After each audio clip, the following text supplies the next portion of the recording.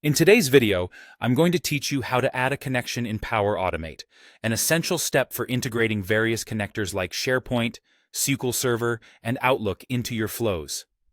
To get started with Power Automate, you'll need to first open your web browser and sign in to Power Automate using your Microsoft account. Once you've logged in, look toward the left side of your dashboard where you'll see several options. From there, navigate to the Data section and select Connections. Here, you'll find a comprehensive overview of your existing connections and have the opportunity to create new ones. At the top of the Connections page, you'll notice a button labeled New Connection. Clicking this will open up a list of available connectors that you can integrate into your automations. These might include popular services such as SharePoint, SQL Server, or Outlook, among others. If you know exactly which connector you need, there might be a search field to help you find it more quickly. Once you've identified the connector you wish to use, click on the plus sign or the Connect button associated with it. Now, depending on the connector you choose, you might need to enter some credentials or configure access permissions.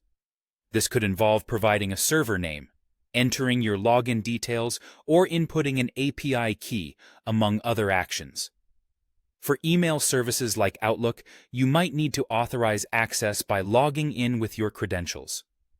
It's important to ensure that you have all the necessary information ready to smoothly complete this process. Once you've entered the required details and configured any necessary settings, go ahead and save or confirm your new connection. Congratulations! It's all set up. This connection is now active and can be utilized in any of your Power Automate flows.